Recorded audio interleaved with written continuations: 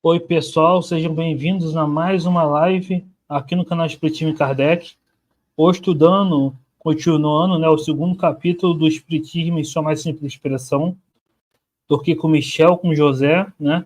A gente teve que fazer mais cedo hoje por conta de força maior, né? Mas normalmente a gente faz 8h30. Então, Michel, José, muito obrigado por estarem presentes. Boa noite, Eric. Boa noite, José. Boa noite a todo mundo que nos acompanha. A gente vai iniciar hoje a segunda parte dessa obra. Vamos entrar em assuntos novos. Espero que todos gostem, participem, comentem. José? Boa noite, pessoal. Tudo bem? Boa noite a todos. Eric, boa noite, Michel. É uma alegria muito grande, né? A gente está aqui para continuar estudando essa obra importante de Kardec.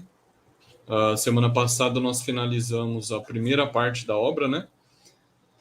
Que é o histórico do Espiritismo. Uma parte muito interessante, que Kardec começa tratando dos fenômenos, apresenta ali como é que surgiu o Espiritismo no contexto da França, ali no século XIX, e vai explicando como é que se deu a evolução desses fenômenos, né, até surgir a teoria espírita. E agora a gente vai entrar numa parte muito interessante, que é o resumo do ensinamento dos espíritos, né? Kardec tinha essa característica, né, essa virtude de conseguir resumir muito conteúdo em poucas páginas. A gente vai ver nessa parte que ele vai tratar de praticamente todos os princípios do espiritismo, vai extrair suas consequências. Ele discute brevemente aquelas consequências e as teorias opostas, mas vejam, em parágrafos curtos ele vai fazer isso, é muito interessante, né? A capacidade de síntese de Kardec, de escrever um texto simples e ao mesmo tempo profundo, né? Conciso, sintético, a gente vai ver bastante aqui nesse texto. Então vamos lá, vamos seguir aí com a segunda parte dessa obra, o Espiritismo em sua mais simples expressão. Perfeito. Então, Michel, quer continuar lendo? Isso. Então, o José já retomou um pouquinho. Vamos contextualizar mais um pouco para quem está chegando. A gente decidiu lá no início do nosso estudo estudar essa obra, né? Uma obra de Kardec. Ele publicou em 1862, a primeira vez, a obra O Espiritismo em sua mais simples expressão, uma obra bem curtinha. Ele fez justamente com o objetivo de popularizar e levar o espiritismo para o máximo de pessoas, né? Então é uma obra curta, introdutória. Então é natural que ele apresente tudo de uma maneira sintética, resumida, né? Porque é um primeiro contato com a teoria espírita. A gente ficou aí na primeira parte uns 4 meses, né? A gente sempre priorizou não estudar com pressa, né? E ir comentando e dialogando sobre os textos. Hoje a gente vai começar a segunda parte, né? Que é o resumo do ensinamento dos espíritos. Então o próprio título já diz, é um resumo. A gente vai ver que ele é dividido por itens, são 34 itens. Esse resumo ele é muito parecido com o resumo que Kardec já apresenta na introdução ao estudo da doutrina espírita, lá no Livro dos Espíritos. E ele é um resumo justamente da ordem de assuntos que Kardec vai tratando, inclusive no Livro dos Espíritos, né? Tanto que o Livro dos Espíritos começa com o assunto Deus e aqui ele já começa também com o assunto Deus. Eu vou ler os 2 primeiros itens, né, sobre Deus, e aí a gente começa a conversar e as pessoas também podem participar. Então, agora é Kardec, né? Item 1. Deus é a inteligência suprema, causa primeira de todas as coisas. Deus é eterno, único, imaterial, imutável, todo-poderoso, soberanamente justo e bom. Deve ser infinito em todas as suas perfeições, pois, se supuséssemos o único de seus atributos imperfeito, ele não seria mais Deus. E tem 2. Deus criou a matéria que constitui os mundos. Também criou seres inteligentes, que chamamos de espíritos, encarregados de administrar os mundos materiais segundo as leis imutáveis da criação, e que são perfectíveis por sua natureza. aperfeiçoando-se, eles se aproximam da divindade. Então, para iniciar os comentários e já passar para o José também fazer os comentários dele, notem que Kardec começa pelo assunto Deus, justamente por essa didática que ele tinha como um bom professor, né? Uma vez que a gente está tratando uma filosofia que se propõe a explicar muitas questões do universo, é evidente que ele vai começar pelo começo, né? Pelo princípio das coisas, né? Por isso esse assunto Deus e depois a sua criação, né? É uma maneira didática de separar o estudo, justamente iniciando pelas grandes questões, as questões macro, né? Da filosofia, e depois ele vem descendo, então, para usar esse termo, né? Num assunto mais específico, tratando dos espíritos, da vida dos espíritos, as relações entre os espíritos conosco, toda aquela questão.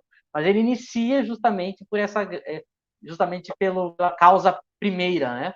Então é uma maneira didática justamente da gente ir conhecendo a teoria espírita. Ele tinha essa preocupação também, não só de falar as coisas, mas de apresentar elas de uma maneira que a gente pudesse entender, estudando passo por passo, né? Como o José bem lembrou, Kardec tem uma capacidade de síntese, né? De resumir as coisas, sem deixar também de dizer o que é preciso de uma maneira extraordinária.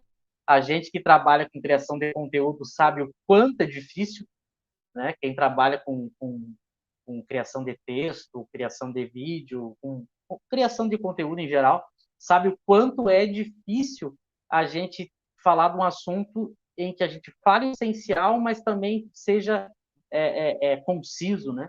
E Kardec tinha essa capacidade extraordinária, né? Então aqui ele coloca a clássica definição que o Espiritismo dá de Deus, né? Ele faz uma definição dupla, né, da divindade, né, falando sobre a questão da inteligência suprema. Então, portanto, de todas as inteligências, ele é a suprema, e sobre a questão sobre ser a causa primeira de todas as coisas, né? É interessante a gente abordar, pincelar, já que é um resumo, né? Lembrando que ele vai aprofundar essas questões, tanto lá no Livro dos Espíritos, quanto especificamente na Gênese, lá, capítulo 2 da Gênese, já é sobre Deus, né? Em que ele vai analisar justamente o que ele quer dizer com cada um desses conceitos. Ele vai analisar, né? A gente viu os atributos de Deus, né? Deus é eterno, único, imaterial. Todos esses pontos ele desenvolve lá.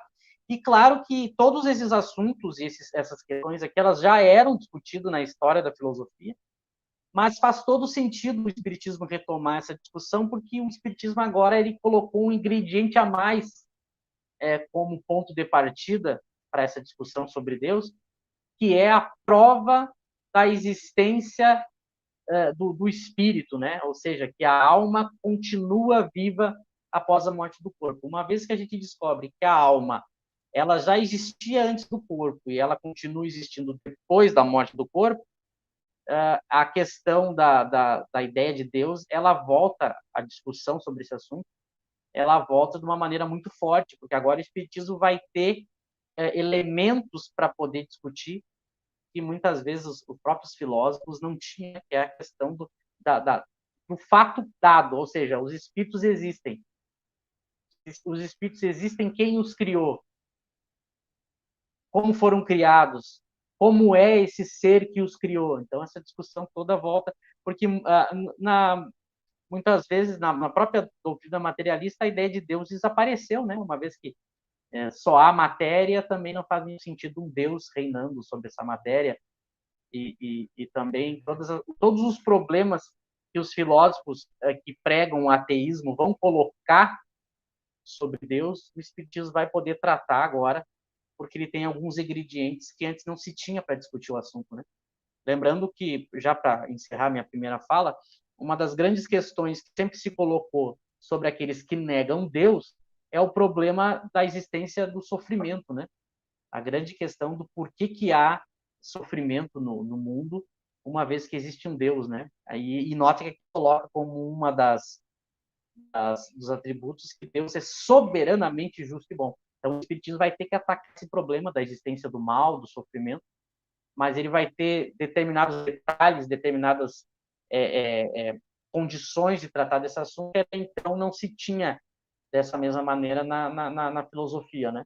E, à medida que a gente for conversando, a gente vai colocar. Eu passo para o José agora, para ele também fazer as considerações dele, e a gente vai evoluindo o assunto. É muito interessante a maneira como ele começa, né? Como o Michel já ressaltou, ele vai fazer nesses 34 itens um resumo de todos os princípios do Espiritismo, né? Então, tal como o Livro dos Espíritos, que vai iniciar com a pergunta que é Deus, Kardec também vai começar aqui por esse conceito de Deus, né? Deus, e aí ele reproduz aqui a resposta que os Espíritos dão em O Livro dos Espíritos. Deus é a inteligência suprema, a causa primeira de todas as coisas. É um tema muito vasto, né?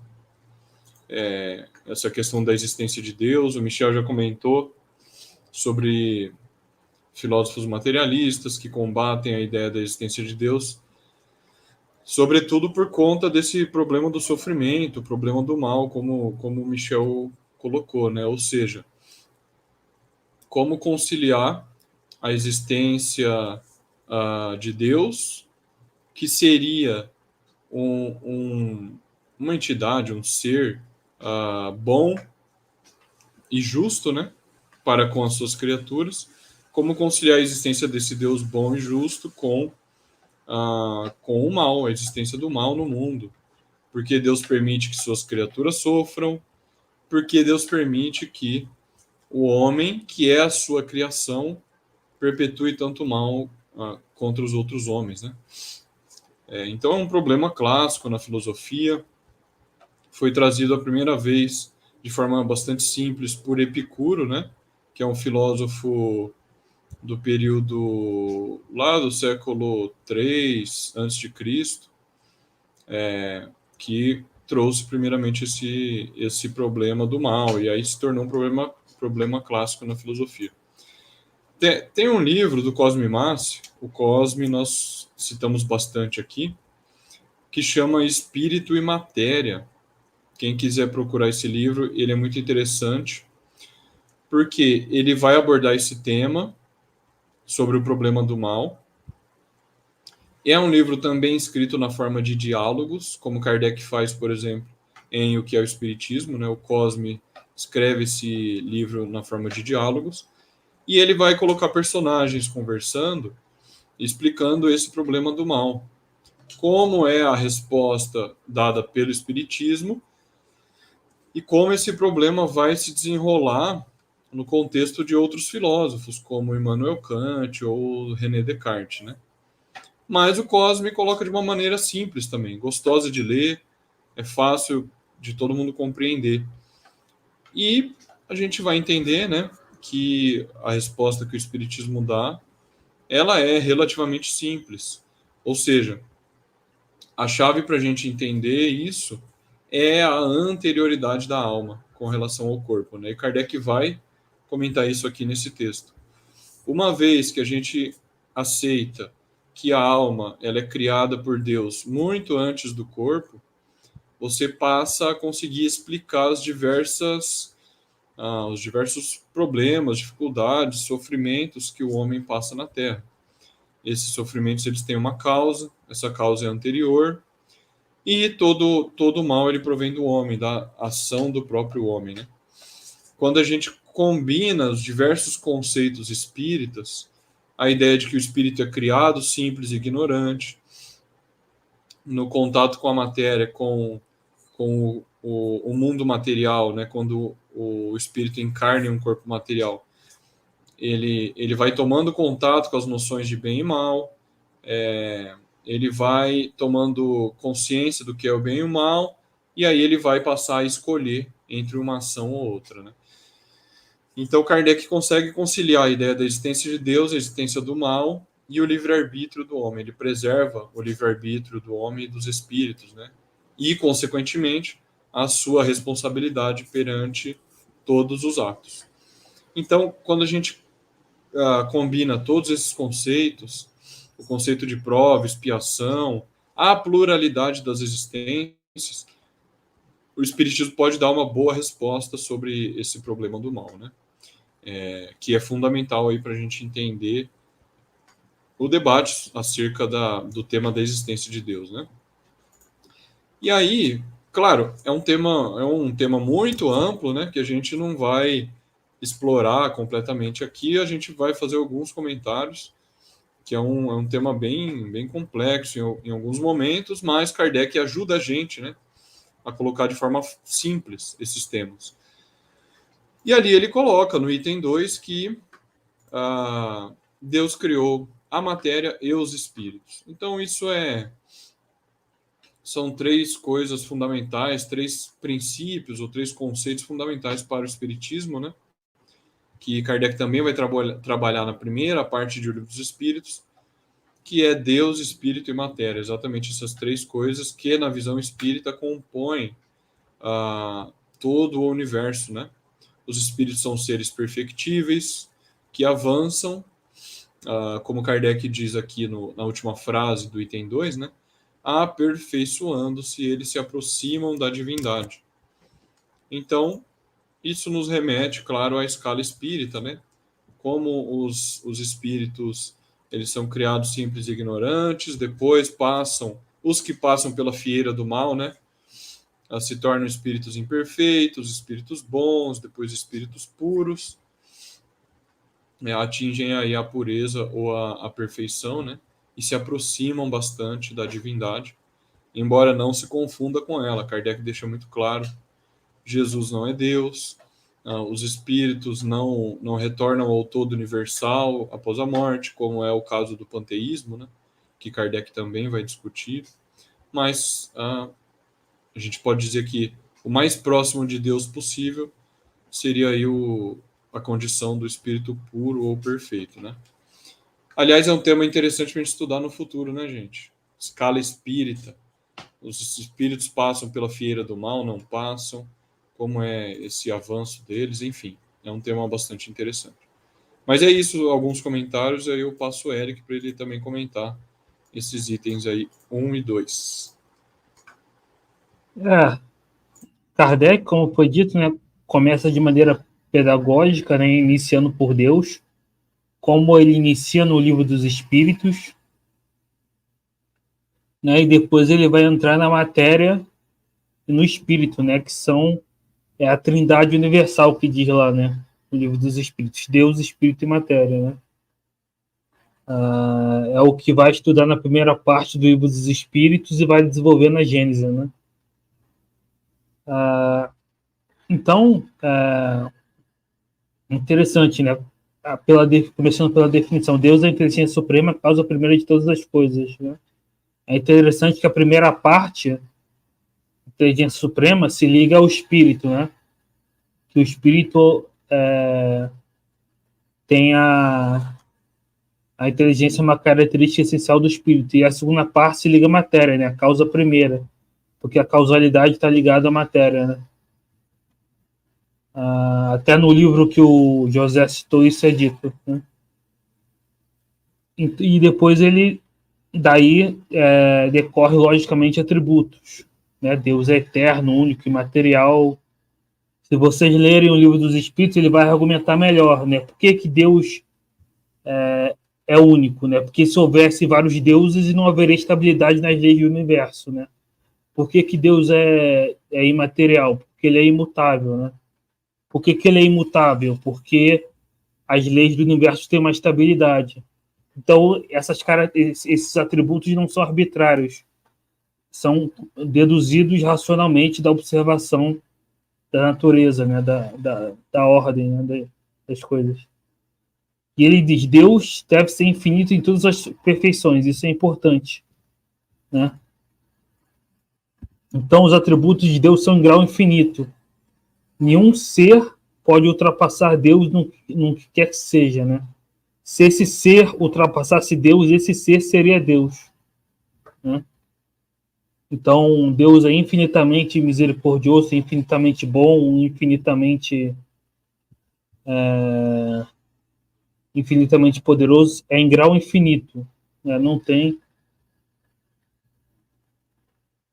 E aí até entra aquele paradoxo, né, que filosófico da pedra, né, que até num dos livros que o José citou é falado, né?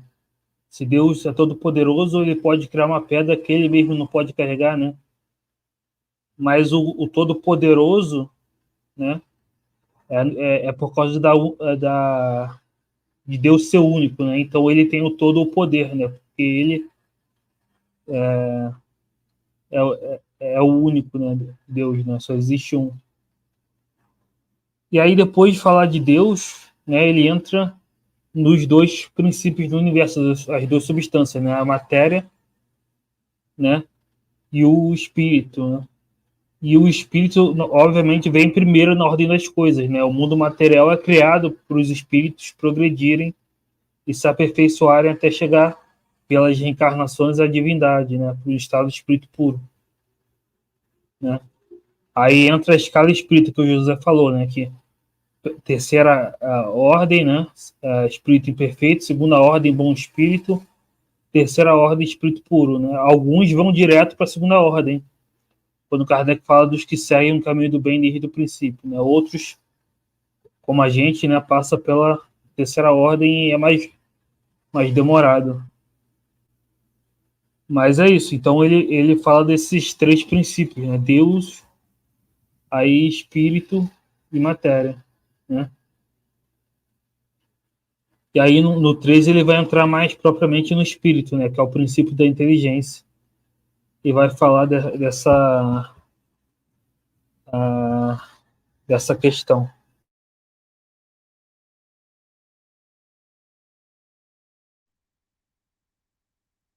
Isso aí, quem leu o Livro dos Espíritos, a primeira parte, como vocês citaram, né, que ele fala da chamada Trindade Universal, ou seja, ele faz uma grande divisão do universo em três, né, Deus, e o Espírito e a matéria.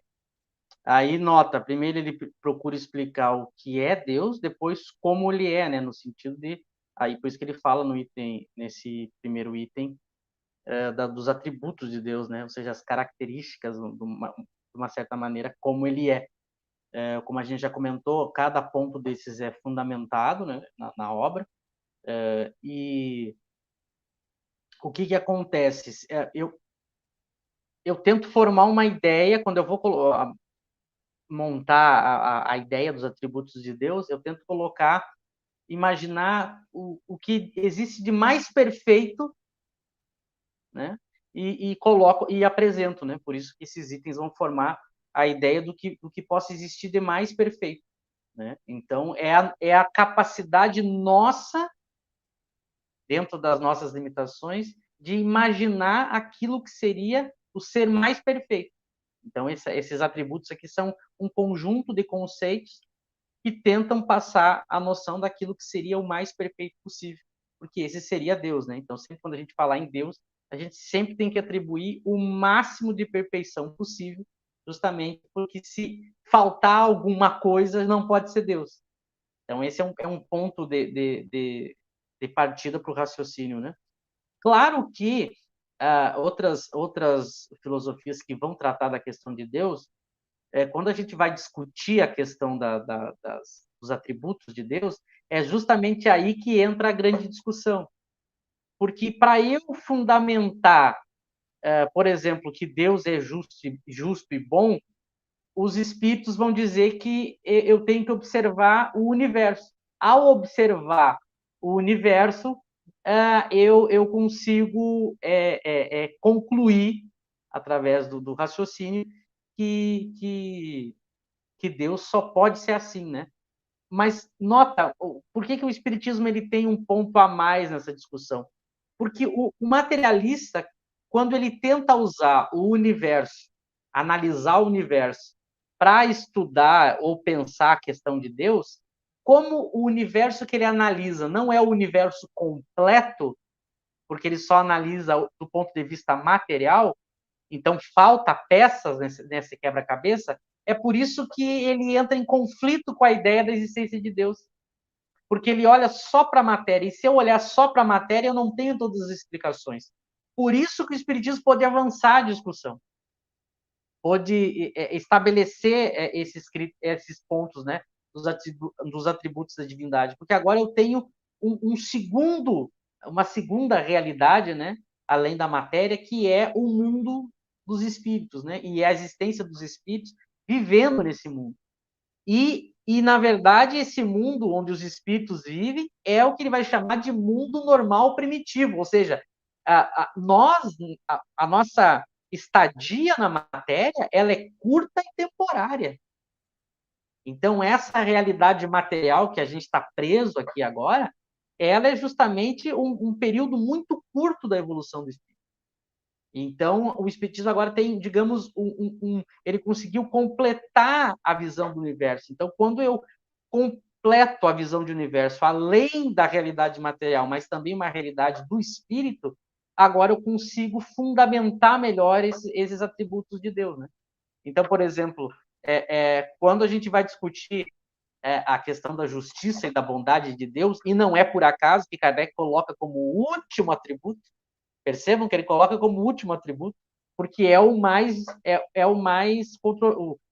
discutido na filosofia, né? A questão de como é que um universo que existe tanta dor, sofrimento, maldade, tem alguns filósofos que colocam a própria natureza.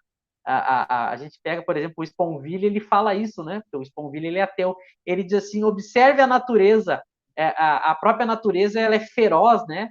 Um ser vivo devora o outro. Então ele vai analisando a natureza e dizendo como pode haver um Deus numa natureza tão cruel, tão violenta. Mas é justamente isso que a gente está mostrando. Como ele só tem a visão da realidade material, não fica muito difícil pensar a ideia de um Deus, né?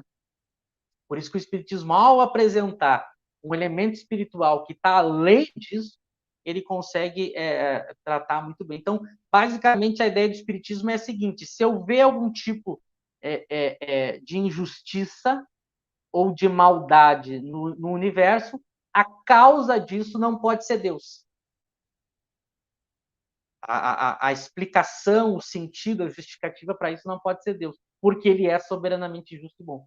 Cabe a nós pesquisar e tentar descobrir essas causas, essas razões. Então, nota, o Espiritismo pode dar essa fala, que quem não tinha uma visão de mundo espiritual, por exemplo, se a gente não tem uma noção de mundo espiritual, de reencarnação, de alma que progride, de expiação, vários pontos que o Espiritismo vai construir, fica muito difícil justificar a ideia de um Deus soberanamente justo e bom.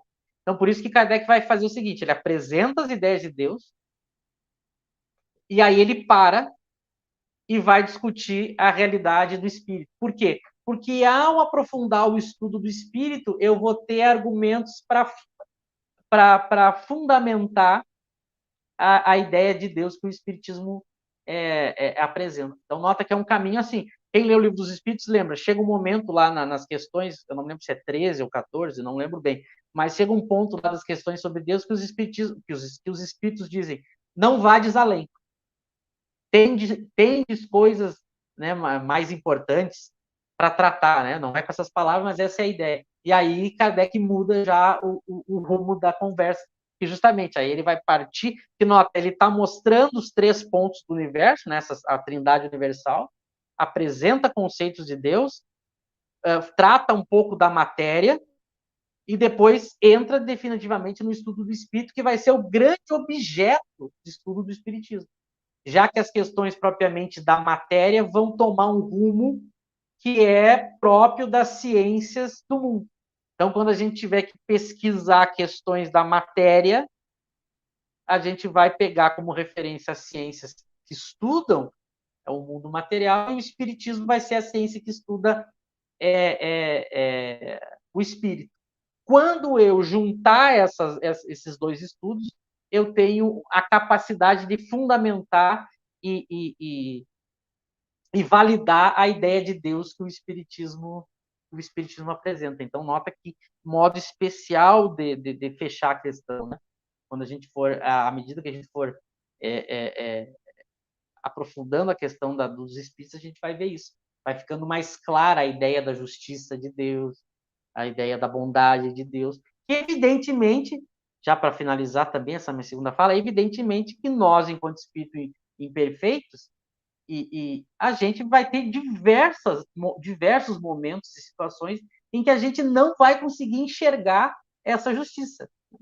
Por quê? Porque justamente como nos falta ainda toda uma fundamentação, e os espíritos, inclusive, vão dizer que os espíritos puros, que são aqueles que compreendem a natureza íntima de Deus, eles têm um sentido que nós não temos. Então, como nos falta um sentido, a nossa análise é sempre incompleta. Né? Então, essas questões têm que sempre ser colocadas na hora de analisar essas ideias. Né? Então, a gente tem em diversos momentos essa dificuldade. Mas a doutrina espírita já vai nos ajudar a começar a resolver a questão, porque agora eu tenho todo um lado espiritual para desenvolver que vai ficar muito mais fácil de entender e ir compreendendo essa ideia de justiça e de bondade. Né? Muitos estudiosos, inclusive da filosofia, quando vão estudar a questão de Deus, chegam a dizer, chegam a verbalizar que caso esse mundo espiritual existisse, a ideia de Deus seria muito mais verossímil, né? E curiosamente é o que o Espiritismo prova e parte do seu estudo, né? Então é um estudo também especial que o Espiritismo faz do assunto. Feito essa consideração, se vocês dois querem colocar mais alguma coisa, fiquem à vontade, senão a gente lê. Se o pessoal quiser participar, agora é com vocês.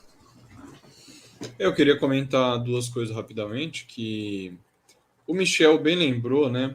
E é sempre importante a gente colocar isso. O Espiritismo ele não assume como uma premissa inicial a existência de Deus e vai construindo todo um sistema filosófico como foi feito por diversos filósofos aí ao longo da história. Então, alguns filósofos, como Descartes, por exemplo, eles estabeleciam um ponto inicial, Deus existe, esses são seus pressupostos, e aí vai deduzindo a partir daí consequências e criando todo um sistema filosófico. Para o Espiritismo, a existência de Deus, ou o próprio conceito de Deus, não é definido dessa maneira, né? Como a gente bem viu na primeira parte, o Espiritismo ele surge a partir de fenômenos naturais, da observação de fenômenos naturais.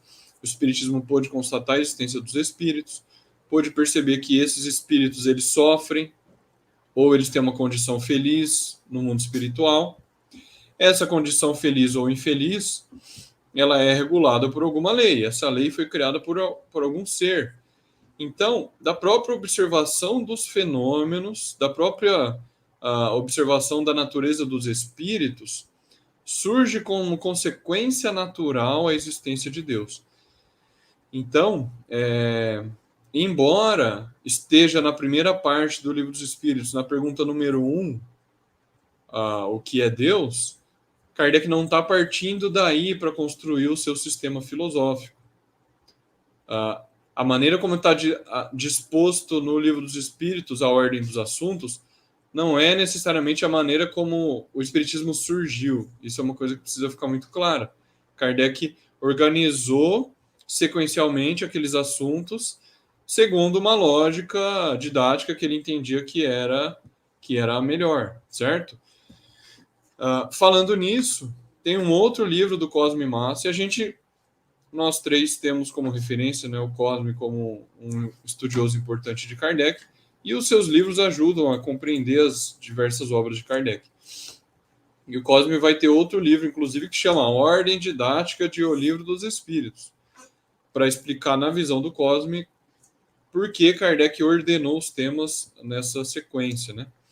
Eu até coloquei aqui no chat, Eric, se você puder colocar a referência de duas obras do Cosme, onde ele trata desse tema da existência de Deus, do problema do mal, problemas envolvendo a causalidade e a ação do homem, né? são temas muito interessantes que o Cosme vai desenvolver nesses livros. Então, essa questão de como o Espiritismo concebeu a existência de Deus como consequência da observação de fatos, precisa ficar claro, né? E um outro comentário que o Michel se referiu aí ao começo do Livro dos Espíritos, né? De fato tem esse momento interessante que os Espíritos falam, não vades além.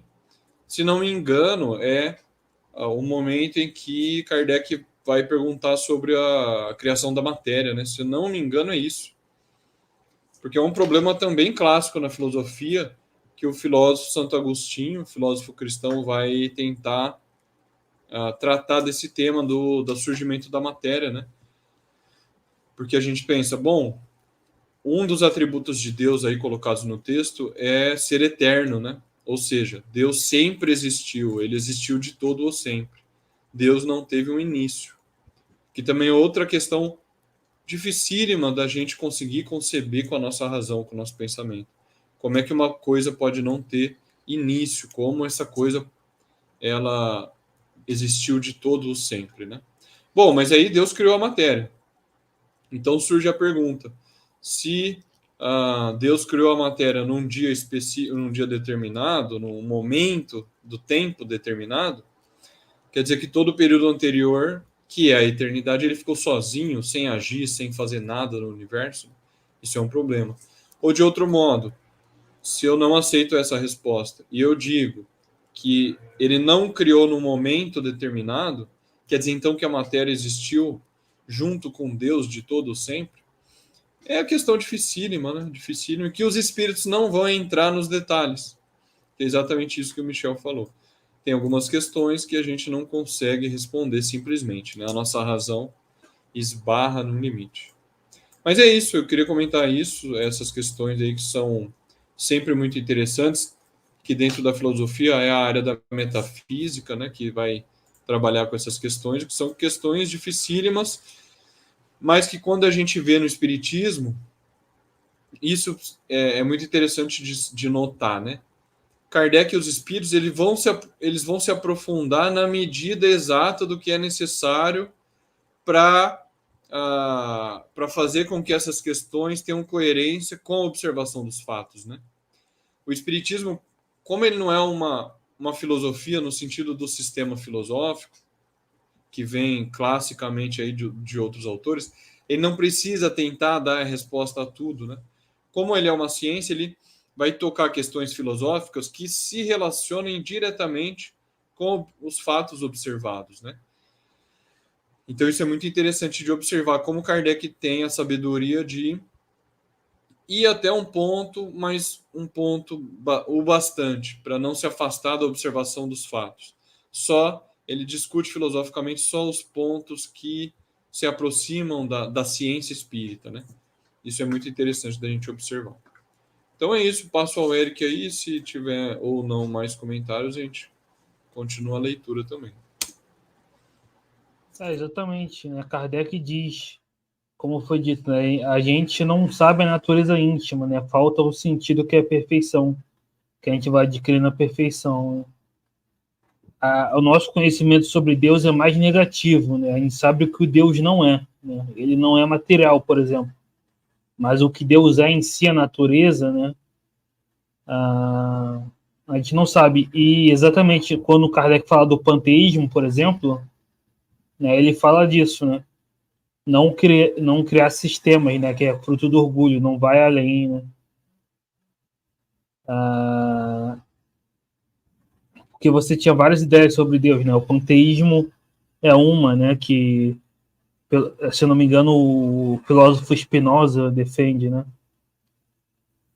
E Kardec diz, né? Isso é fruto do orgulho, né? Você quer ir na natureza íntima de Deus, tentando reduzir ele à matéria, né? Mas você não vai descobrir, né? Então, é só o que a gente consegue compreender até os nossos limites, né? O Espiritismo, com toda a ciência, não se propõe a revelar tudo, né? Até porque o objeto de estudo do Espiritismo não é Deus em si, é os espíritos, né? Mas, enfim. Michel quer falar? Eu quero dar uma ideia para vocês. Eu acho que seria interessante a gente fazer o seguinte.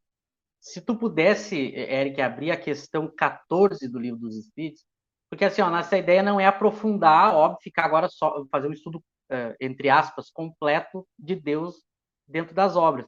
Mas eu acho que antes da gente partir para o item 3, se a gente pegasse o item 14 do Livro dos Espíritos, para a gente, de uma certa maneira, concluir esse resumo, nós três, eu acho que ia ficar legal. Porque ele dá justamente, porque ele é justamente um link entre o item 2 e o item 3 dessa obra, porque ele vai justamente encerrar, entre aspas, a questão de Deus e jogar para a questão dos espíritos. Pode ser? Vocês topam? Acho que vai ajudar também mais ainda quem tá nos acompanhando aqui. Com certeza, puder, por mim pode sem ser, né? problemas. Eu leio, então, a 14, vou fazer alguns comentários e também a gente faz a rodada de comentários. Eu acho que a 14 vai deixar mais ainda materializado o que a gente está tratando aqui, para poder que as pessoas peguem esses pontos. Aí, ó, 14. Esse é o item 14 do Livro dos Espíritos, tá? Que é no assunto panteísmo, lá do primeiro capítulo do Livro dos Espíritos. Então, a pergunta é: Deus é um ser distinto ou será, como opinam alguns, a resultante de todas as forças e de todas as inteligências do universo reunidas? Aí vem a resposta: se fosse assim, Deus não existiria, porquanto seria efeito e não causa. Ele não pode ser, ao mesmo tempo, uma e outra coisa. Eles continuam, e aqui entra o ponto que eu quero comentar e depois passar para vocês. Deus existe. Disso não podeis duvidar e é o essencial. Crede-me, não vades além. Não vos percais num labirinto donde não lograríeis sair. Isso não vos tornaria melhores, antes um pouco mais orgulhosos, pois que acreditaríeis saber, quando na realidade nada saberíeis. Deixai, consequentemente, de lado todos esses sistemas. Tendes bastante coisas que vos tocam mais de perto, a começar por vós mesmos. Estudai as vossas próprias imperfeições, a fim de vos libertardes dela, o que será mais útil do que pretenderdes penetrar no que é impenetrável. Por que é muito importante essa questão, até como guia de estudo para o estudioso do Espiritismo? Até para entender como é que Kardec tratava a questão das limitações da teoria espírita, que é uma coisa muito interessante. Nota que os espíritos dizem assim, olha, Deus existe, não podeis duvidar, é o essencial.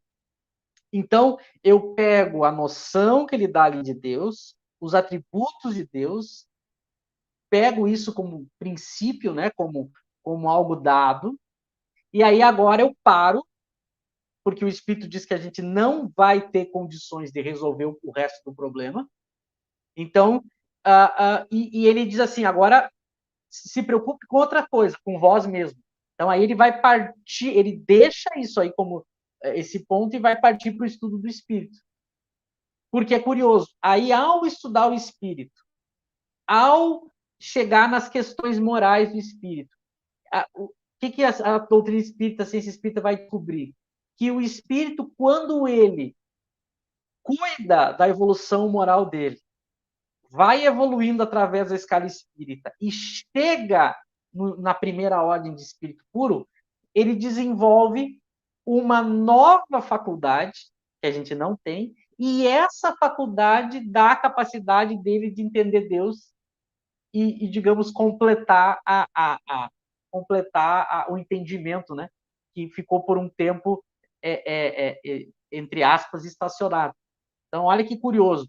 E por que é importante falar disso? Porque lá na Gênesis ele vai explicar que é uma faculdade nova, e quando a gente vai estudar uma faculdade, um sentido novo, é muito curioso, porque os sentidos eles têm uma característica que eles são irredutíveis.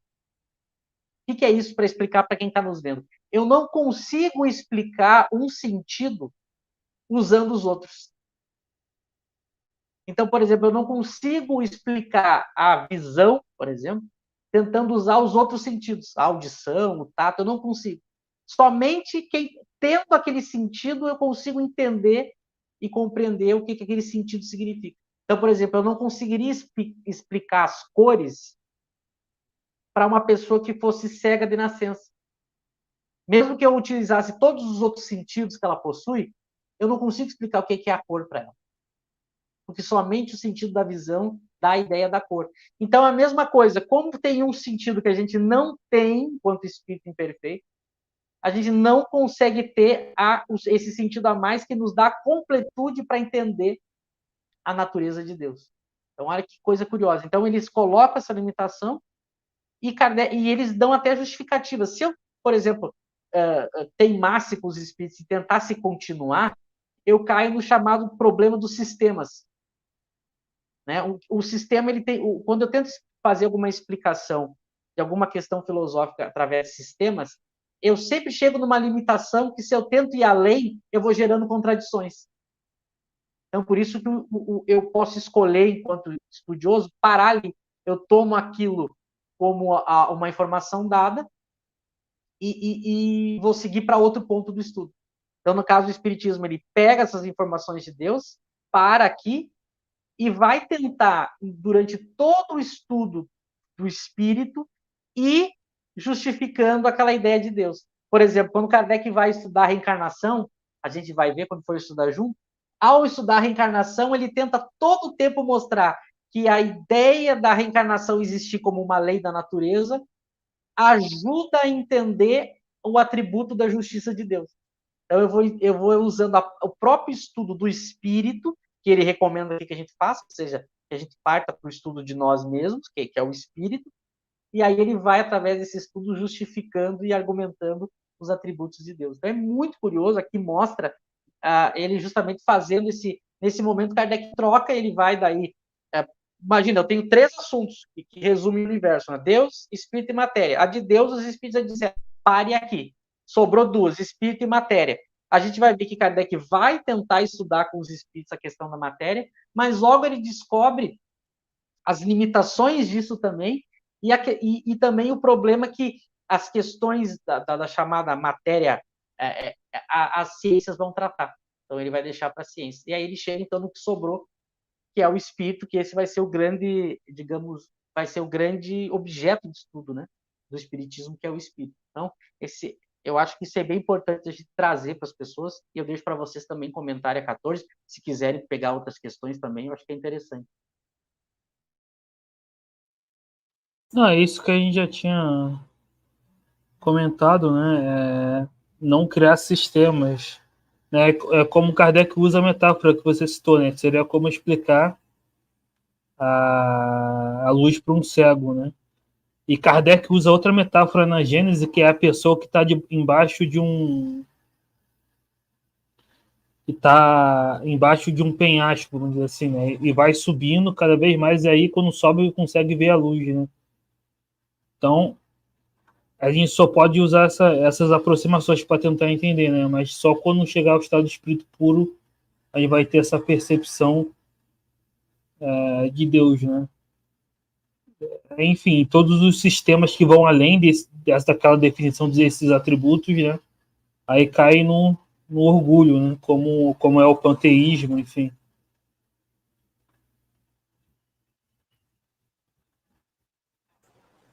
Eu acho que é isso mesmo. Vocês exploraram bem a questão, né? Michel explorou bem também.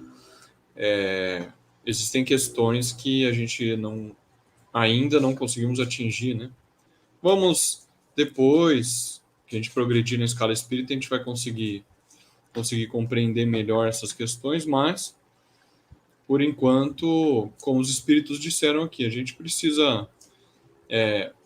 a gente aceita algumas verdades, que são verdades simples, né? Que é o que eles dizem aqui. Deus existe, disso não podeis duvidar, e é o essencial. Então, a gente sabe que Deus existe, essa é uma verdade que a gente aceita, ele tem esses atributos, é um Deus bom, justo. Então nós, enquanto espíritas, né, temos que ter fé nisso, acreditar que pelas suas leis Deus é justo e nos preocupar mais com a nossa moral, né, que era a grande preocupação de Kardec, e ele percebeu isso estudando com os espíritos. sempre extrair do espiritismo o que ele pode servir para melhorar a moral do homem, né? E é o que os espíritos comentam aqui. Tendes bastantes coisas que vos tocam mais de perto, a começar por vós mesmos, estudai as vossas próprias imperfeições, a fim de vos libertardes delas, né? Então, é isso, a gente utilizar o espiritismo para se focar nessa questão moral que é importantíssima para a gente, né?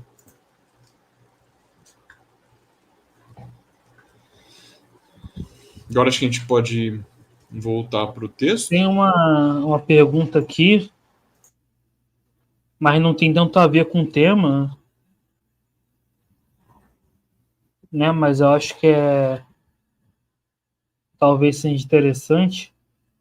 A Marlene coloca aqui: por que não se deve usar a palavra codificação?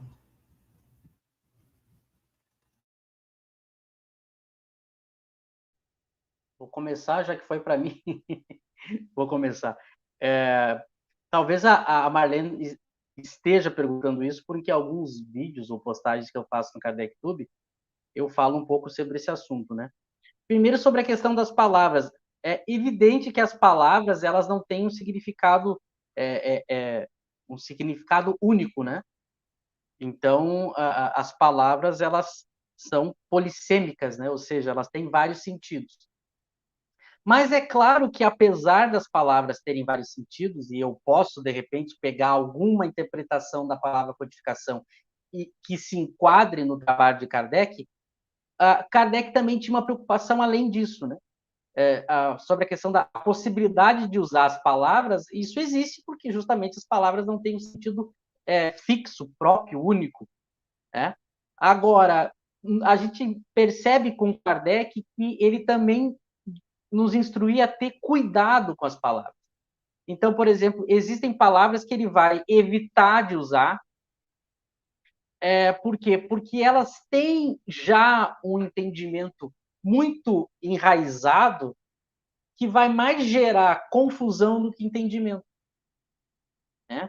E essa palavra da codificação, eu costumo dizer o seguinte: claro que muitas pessoas que estudam o espiritismo usam a palavra num sentido que não prejudica, né?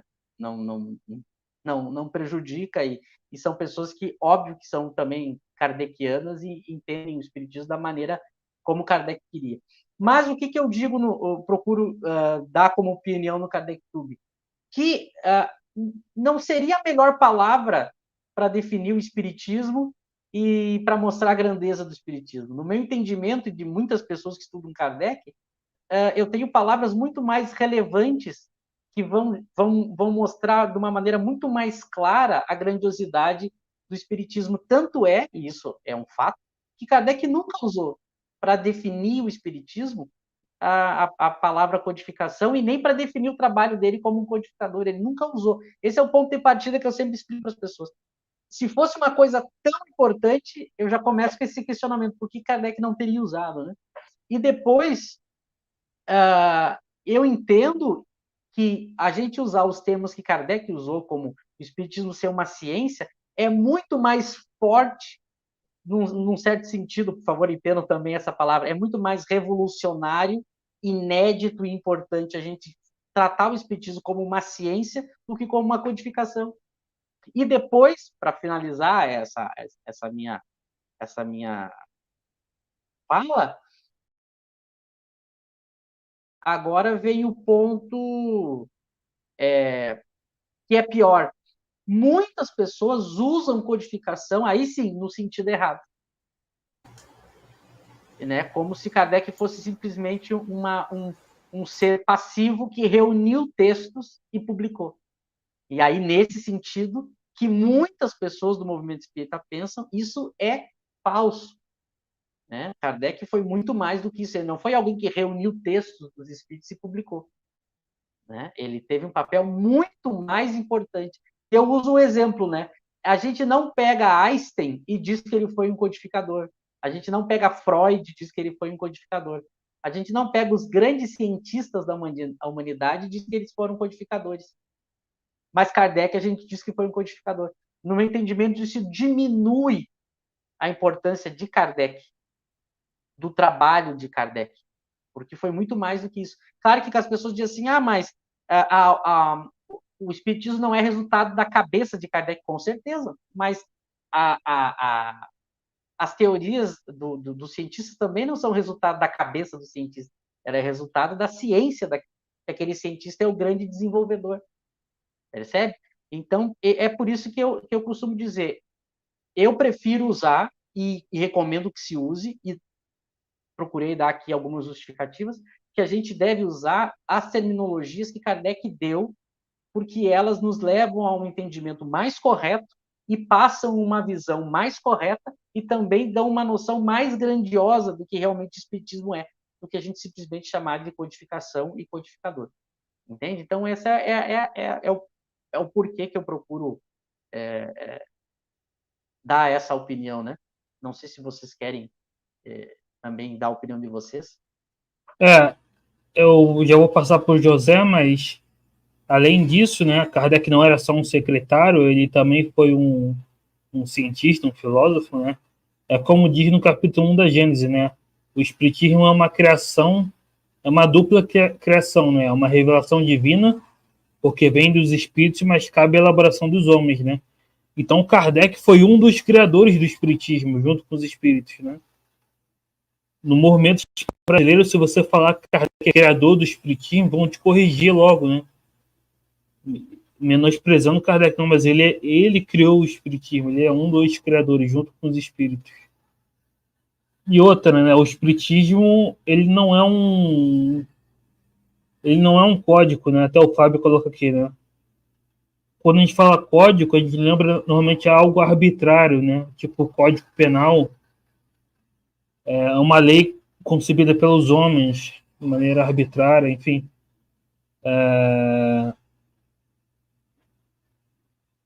Normalmente vem isso, né? Mas não, Kardec, ele descobriu essas leis, né? De Deus por um método científico, pela razão, né? E até hoje não se sabe de onde veio esse termo codificação. Eu não sei se o Carlos Seff ou a Adair já eu acho que já trouxeram alguma coisa sobre isso, mas eu não lembro aqui. Mas isso é mais do Brasil, né? Uma coisa mais do Brasil que usa esse termo codificação.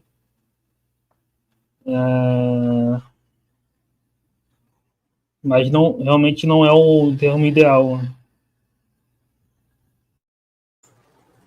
Eu acho assim, eu coloquei aqui no Google, né, dicionário, palavra codificar. Aí ele dá em dois sentidos, basicamente, a palavra codificar. 3, né?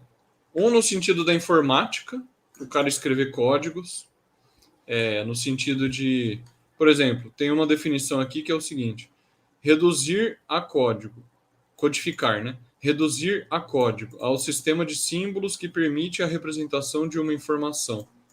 O especialista codificou a mensagem, tornando-a inacessível ao inimigo. Ou seja, você pegar uma informação, criar um código que represente aquela informação com uma linguagem diferente.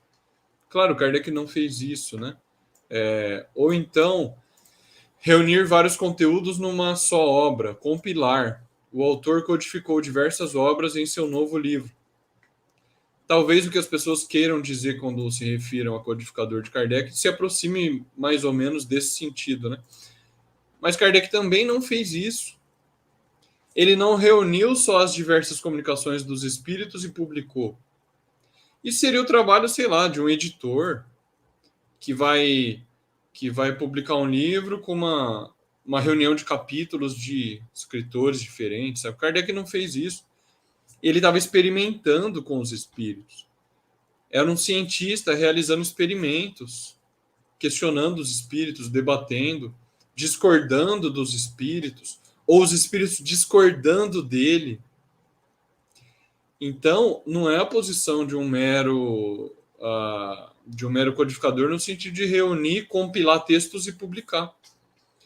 O Cosme Massa costuma dizer uma coisa interessante, né? Se você pegar só as comunicações independentes dos espíritos e ler, você vai ficar um conjunto de textos incompreensíveis. sem o trabalho de Kardec de organizar, discutir, debater, dar uma racionalidade, extrair as consequências, você não vai conseguir entender esses textos, né? Então, e muito menos no sentido jurídico, né? De reunir leis ou textos definidos arbitrariamente, como o Eric colocou, né? De fato não é. Eu também gostaria de saber, né? Deve ter pesquisa já, como o Eric comentou, o Carlos Sete, o Adair Ribeiro. Eu nunca vi nada sobre a origem desse termo, né? Realmente eu não sei. Mas o termo, eu concordo com o Michel, com o Eric, ele não se aplica a Kardec. É o criador, né? O fundador, né? José, eu vi uma vez o Carlos postar no CSI que existia a especulação de que foi nesses congressos, que agora, inclusive, ele está tratando, né, o Carlos, nesses congressos espíritas do passado, né, aqueles mundiais, né, não confundo com os congressos hoje no Brasil, que teria sido o Gabriel Delany, né, o primeiro a usar. Mas só que assim, a gente tem que saber contextualizar. É claro que, de repente, o sentido se foi o Delany mesmo, né, que ele possa ter usado, de repente, nem é o que se desenvolveu depois, de repente ele usou num outro sentido, né? E também ele pode ter usado num discurso sem maior relevância, e depois alguém pega. A mesma, muito parecido, eu entendo a questão da palavra codificação, muito parecido com a palavra religião no movimento espírita. Que acontece o quê? A pessoa pega a palavra religião e aí ela fica tentando defender toda uma tese de doutorado do porquê que ela usa a palavra religião. Ela fica insistindo. A pessoa se apaixona pela palavra e não quer deixar dela. Só que aí ela vai usando a palavra e vai gerando um monte de confusão. Ela prefere ficar com a confusão do que deixar a palavra. Então, aí fica o movimento espírita numa guerra, discutindo aquelas palavras, e o importante é deixado de lado, né? Então, se usar no sentido que Kardec usou, é muito mais fácil, facilita a nossa vida. Não, e a questão do... Eles falam em diversos momentos isso, né? Da importância do entendimento das palavras. Então, Kardec chega nesse próprio artigo que ele fala do uso da palavra religião, ele diz por que não usava. Porque se ele usasse, daria confusão. Então, essa sensibilidade das pessoas também entender que, eu posso usar a palavra? Posso.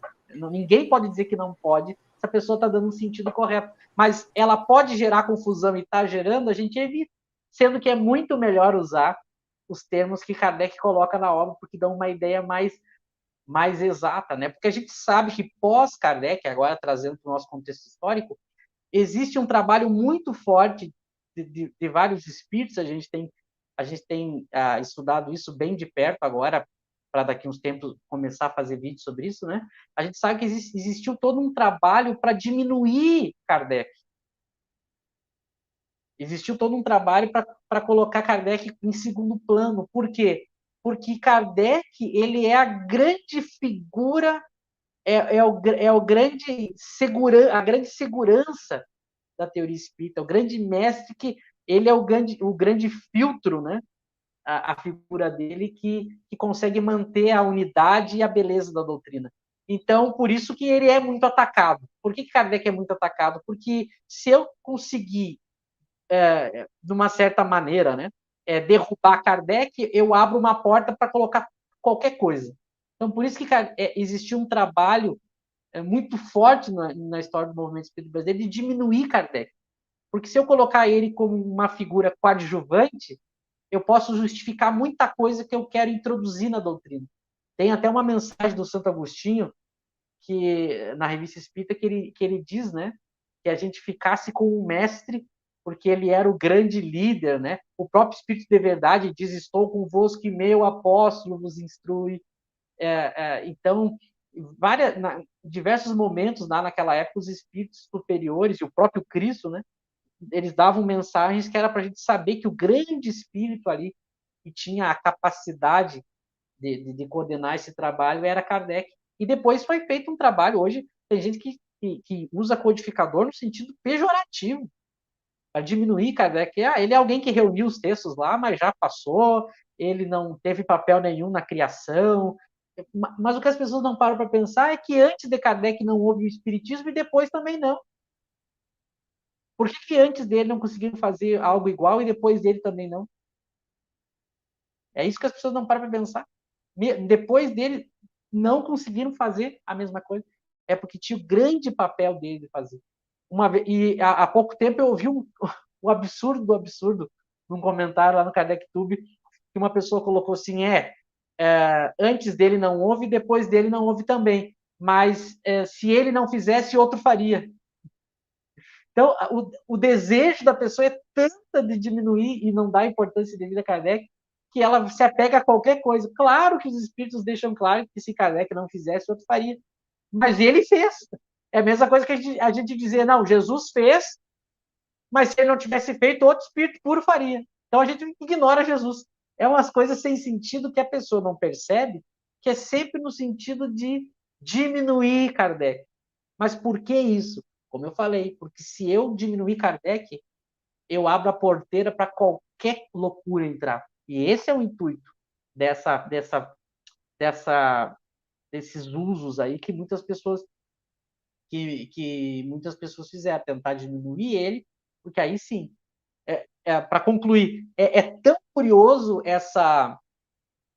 esse trabalho de massa feito para diminuir Kardec, que tem pessoas que elas sentem muito orgulho de falar de qualquer grande figura do movimento espírita da história. Ela enche o peito de orgulho. Aí quando fala dos clássicos, né? Quando fala de Flammarion, Delane, as pessoas se sentem assim. Quando é Kardec, é o codificador. Codificador. Parece que as pessoas muitas vezes têm um orgulho de falar de diversos espíritos e espíritos, quando é Kardec, é o codificador. E as pessoas chegam a esse ponto. Tem gente que admira mais o professor Rivaio do que Kardec, sendo que é a mesma pessoa. Mas tem gente que tem um orgulho de estudar e divulgar as obras do professor. Mas Kardec, ele é o codificador. Então, também, a gente também tem que entender o contexto que nos envolve para entender também o porquê dessas questões, né? Por que se levou tanto espiritismo, se usou tanta palavra religião, por que se usa tanta palavra codificador? É porque também tem outros interesses por trás, né? Eu tirar a cientificidade do espiritismo, eu transformar ele em mais uma religião, eu transformar Kardec só numa criatura passiva que já passou, ele já fez, aí depois teve outro que é mais importante. É sempre essa tentativa de nos tirar do grande mestre, né? É o grande mestre que teve a capacidade de fazer todo esse edifício junto com os espíritos. Então, são essas reflexões que a gente deixa para as pessoas pensarem, né? E Kardec muitas vezes ele tinha aquela humildade, né? Então ele não se colocava, né? Muitas vezes por causa da humildade. Ele aparece mais na revista Espírita atuando, né? Mas Kardec era um espírito da segunda ordem, da classe dos superiores, né? Os próprios espíritos reverenciam Kardec e o próprio Kardec corrige, né? Corrige textos de espíritos, né? Passa pelo crivo da razão, faz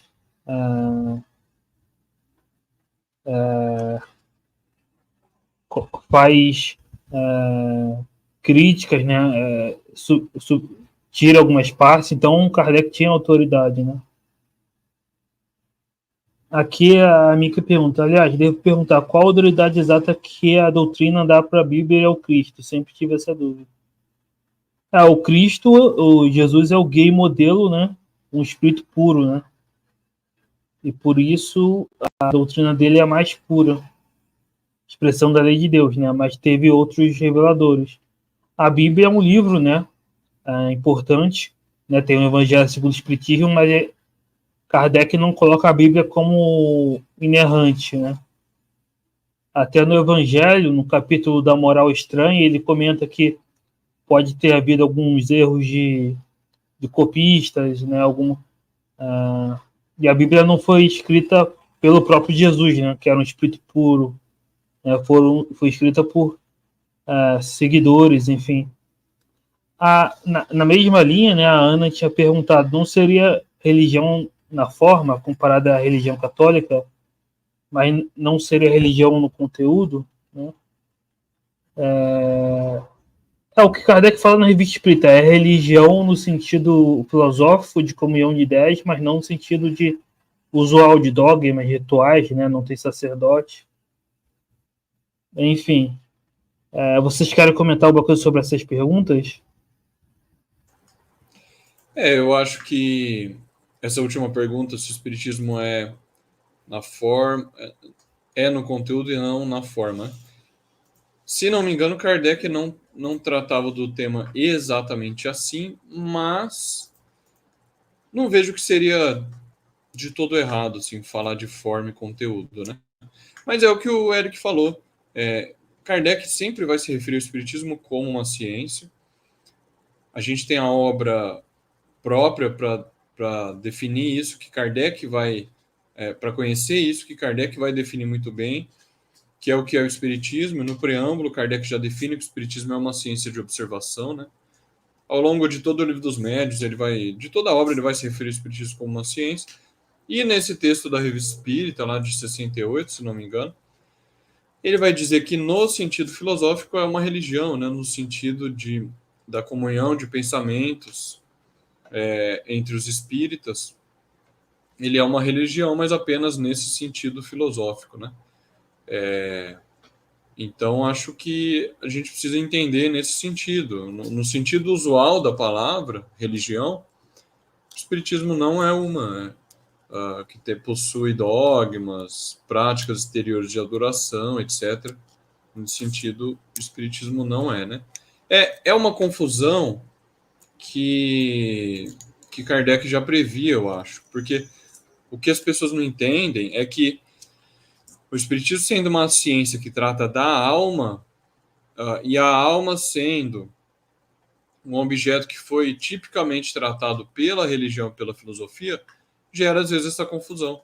Mas as pessoas precisam entender que o espiritismo é uma ciência nova, independente, autônoma, que surge no século XIX, para investigar exatamente a alma. Então, se antes ela era objeto apenas da religião e da filosofia, agora Kardec mostra que ela pode ser passível de investigação pela ciência.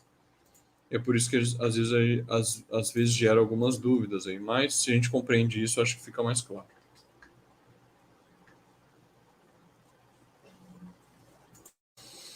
Tudo bem? Será que a gente tem mais comentários? O que vocês acham? A gente continua as perguntas.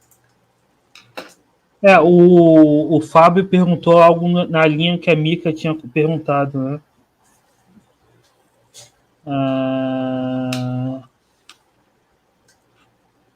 Inclusive, ela coloca que se Kardec coloca que a Bíblia pode ter falhas, por qual motivo a doutrina faz dos ensinos de Jesus algo tão vital?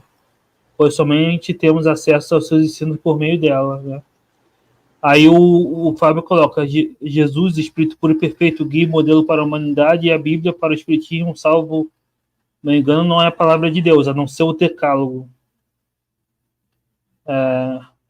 Vocês teriam algo a falar sobre essa questão na Bíblia, como o Espiritismo vê a Bíblia, né? Por que o Espiritismo usa passagem da Bíblia se não vê como algo inerrante? Essa questão, até durante os outros estudos que a gente fez, a gente já abordou um pouco isso, né? Uma certa confusão que as pessoas fazem com relação ao Espiritismo tratar de algumas passagens da Bíblia, e principalmente do Novo Testamento, e particularmente ali dos Evangelhos, né? O que as pessoas têm que entender, eu quero tentar ser claro. O Espiritismo é uma ciência. Então, enquanto ciência, ele não está... E a gente, inclusive, viu isso estudando o histórico do Espiritismo. Kardec não pegou a Bíblia e, a partir da Bíblia, tentou criar a teoria espírita, desenvolver. Isso não existiu. A teoria espírita inteira vem dos fenômenos espíritas, do fenômeno mediúnico, da relação dos espíritos conosco através da mediunidade, e Kardec, sendo o centro, né, desse trabalho, pegando essas comunicações e estudando elas, surge daí a teoria espírita. Tá? A partir daí, dessas verdades que a ciência espírita, através dos seus fenômenos, vai descobrindo, Kardec percebe que eu posso, através da teoria espírita, dar uma nova interpretação para diversos textos da história da humanidade. Percebe a diferença? Então, é muito comum isso. Vou citar um exemplo. Quando isso é normal em qualquer ciência. Por exemplo, quando uma ciência descobre alguma coisa, e aí algum fenômeno, alguma coisa, depois quando ela vai ler a Bíblia, por exemplo, isso não é só a ciência espírita que faz, ela consegue explicar o que o autor ali quis dizer. Ela identifica, olha, pelo que esse autor está dizendo aqui, isso que aconteceu naquela época lá foi tal fenômeno da natureza. E naquela época ele não entendia, então ele usou uma série de metáforas, mas pelas características do que ele está descrevendo aqui, é tal fenômeno da natureza que aconteceu. E a ciência consegue explicar. É muito comum a ciência fazer isso, ela olha também para o passado, e agora ela tem condições de reler o passado e explicar o passado. Então ela pega textos antigos e consegue dar uma nova interpretação. O Espiritismo é a mesma coisa. Ele consegue pegar os textos da Bíblia e dizer, ó, esse trecho aqui quer dizer isso, isso, isso. Por isso que é o Evangelho segundo o Espiritismo. Agora, tem vários trechos que Kardec não pega. Por quê? Por que Kardec não estuda toda a Bíblia? Porque tem vários trechos que não tem nada a ver com a ciência espírita. Ou a ciência espírita não tem como dar uma interpretação. Percebe? Então, aquilo que ele enxerga, que o Espiritismo pode esclarecer e reler, ele usa e nos esclarece. Agora, diversos pontos ele nem trata, justamente por causa disso, porque a ciência espírita nenhuma ciência consegue pegar tudo e dar uma interpretação segundo a sua ciência. Percebe? A ciência ela tem o seu objeto de estudo e a sua teoria baseada nesse objeto. Todos os lugares onde envolver esse objeto, ela consegue dar uma leitura, uma interpretação, uma explicação. Aquilo que não for, o próprio Kardec, quando ele vai pegar, para citar exemplos para as pessoas entenderem, quando ele vai criar o Evangelho segundo o Espiritismo, ele diz na abertura do livro, lá no item 1, o objetivo dessa obra, na introdução, ele divide a vida de Jesus em cinco partes. Os atos comuns da vida do Cristo, os pontos que foram usados para os dogmas, ele divide em 5. E ele diz assim, essa obra vai tratar da parte moral. Então, diversos outros trechos que eu não posso fazer uma leitura espírita para interpretar algo da teoria moral do espiritismo, ele não pega. Aí depois, lá na Gênese, quando ele vai tratar dos milagres e das predições, tudo aquilo que tinha de milagre e predição na Bíblia, aliás, nem tudo aquilo, alguns trechos, ele pega e analisa segundo a doutrina espírita. Então é isso que a gente tem que entender, porque para a ciência espírita não é referência, mas assim como não é referência, não é só a Bíblia, qualquer outra obra histórica, filosófica, ela não é referência para o espiritismo, porque o espiritismo é uma ciência, ela parte dos fenômenos e não de alguma teoria pronta. Então, por exemplo, Kardec vai pegar o próprio trechos da filosofia de Sócrates e Platão, ele vai fazer justamente uma interpretação graças à ciência espírita. Então, tudo aquilo que é do objeto do espiritismo, ele pode fazer uma leitura. Por isso que na revista ele faz uma leitura não só da Bíblia, mas de textos históricos, textos filosóficos, textos de jornal, textos de literatura. Não é só a Bíblia. É que a gente, como a gente vem de uma educação religiosa, a gente faz essa confusão, como se tivesse algum sentido especial, alguma autoridade para o espiritismo, a Bíblia. O espiritismo respeita quem pensa assim, mas é uma ciência que entende no sentido histórico que é uma obra feita pelo ser humano, e como é o ser humano, tem as características do ser humano, as falhas, as incompreensões, o linguajar, o contexto da época. Então, nota, o espiritismo ele vê exatamente como qualquer outra ciência vê essas obras. Eu posso fazer uma interpretação, em certos pontos nem é da alçada, e tem trechos, só para concluir, tem trechos, por exemplo, que Kardec diz, está na Bíblia, está nos Evangelhos, e Kardec diz, não pode ter sido assim, porque senão entraria em contradição com a ciência espírita. O exemplo é da tentação do Cristo lá. Kardec diz, não pode ter acontecido isso. Percebe? Se ele usasse como uma obra que tem autoridade e eu parto dela para construir a teoria espírita, ele não poderia dizer isso. Ele teria que tentar dar uma interpretação para aquilo. Mas nota, ele chega a dizer, eu não vou dar nem interpretação, porque não pode ser assim, não pode ter acontecido isso. Jesus é um espírito puro para o espiritismo. E logo, se ele é um espírito puro, ele não poderia ser tentado por uma alma maléfica, que se chamou de demônio. Então, nota, é assim que uma ciência analisa uma obra, analisa a história, analisa qualquer coisa, né? Para que a gente tenha essa lucidez que não é... Agora, na religião é diferente. Na religião, aquela obra, ela é dita como a palavra de Deus e tudo que eu vou raciocinar tem que ser baseado nela. E eu tenho pessoas especiais que explicam essa obra, que são autoridade para interpretar essa obra e eu tenho que aceitar. Isso é a fé no sentido religioso clássico. Pessoas especiais interpretam aquela obra para mim e eu aceito, é uma questão de fé. Eu não discuto. Percebe? Eu não estou aqui fazendo julgamento de valor. Eu só estou explicando as diferenças de como é que funciona cada coisa. Mas o espiritismo não nasceu nesse caminho, não se desenvolveu nesse caminho, nem foi por esse caminho. Então, é importante saber separar esses pontos. E aquilo que a gente já viu, o espiritismo não entra em questões dogmáticas. E muitas vezes, se entra em contradição com a doutrina, ele vai interpretar de maneira metafórica, como a própria tentação, né? Ele vai dizer que, na verdade, representa a humanidade, não o próprio Jesus ali, né? Ou a multiplicação dos pães, ele vai dizer que também que é uma metáfora. Outros fenômenos de cura, ele já vai explicar através dos fluidos. Ele vai dizer, pode ter sido isso pela ciência espírita. Então, às vezes não é nem questão de dizer que a Bíblia está errada, mas a interpretação que se dá, né? Você pode interpretar a multiplicação de pães como uma metáfora, né? O pão como algo espiritual, enfim. Então, é isso, né? É um livro de interpretação, a Bíblia, né? Não é um livro científico, como o livro dos Espíritos, que é exato, né? Cabe a interpretação. Mas o Espiritismo não vai entrar nesse debate dogmático sobre a Bíblia, porque não é... O Espiritismo é a ciência do Espírito, né? Esse é o foco. Para estudar a Bíblia tem outras áreas, como a própria Ana falou aqui, né? Tem outras áreas, a antropologia, a arqueologia, a historiografia bíblica, tem outras áreas que vão analisar melhor a Bíblia, né?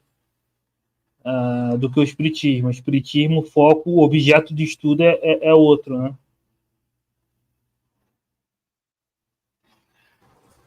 Eu acho que é isso que vocês comentaram. No que diz respeito ao Espiritismo, o Michel explicou isso bem. O Espiritismo ele vai ter consequências morais a partir da ciência espírita. Então, na sua moral, Kardec percebeu que existem pontos comuns com o Evangelho, com a moral trazida pelo Cristo nos Evangelhos. Então, isso ele concorda. E aí Kardec vai discutir. Com relação aos fenômenos mediúnicos, Kardec vai observar que, a partir da observação dos fenômenos no século XIX, os fenômenos mediúnicos, Kardec vai falar, opa, tem fenômenos desses relatados na Bíblia, nos Evangelhos, nos livros bíblicos. Então, dá para a gente analisar. Segundo a teoria espírita, você analisa os fatos relatados na Bíblia. Isso é uma coisa que o Cosme Massi sempre ressalta, né? É o Evangelho segundo o Espiritismo. É o Evangelho segundo a visão do Espiritismo. Com a teoria espírita estabelecida, você vai analisar o que pode e o que não pode ter ocorrido nos relatos bíblicos, com relação às predições lá que Kardec vai tratar na Gênesis. Então, como toda ciência, dá para fazer isso com relação à física, a química e a biologia também. A física, a química e a biologia vão dar a sua visão, a sua opinião sobre os fatos da Bíblia. E o Espiritismo vem somar, é mais uma ciência que vem somar para dar uma interpretação dos fatos da Bíblia. Mas, se você pergunta assim, qual a visão do Espiritismo sobre a Bíblia?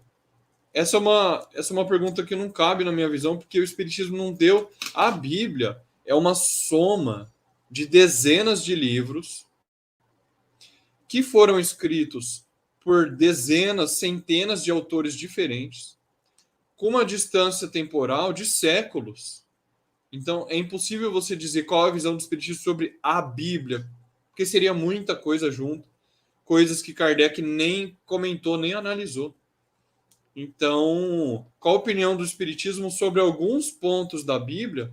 Isso está bem claro nas obras que Kardec analisou.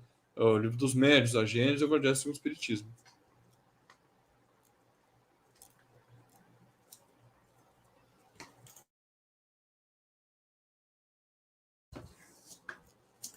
Deu bastante discussão, né? As perguntas, os comentários, acho que a gente avançou bastante, foi muito bom. Exatamente. E a moral, né?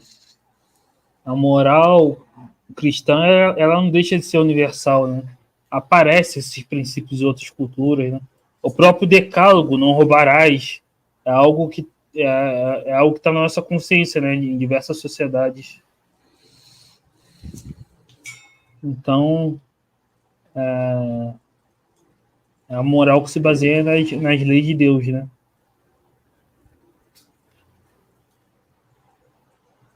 Exato.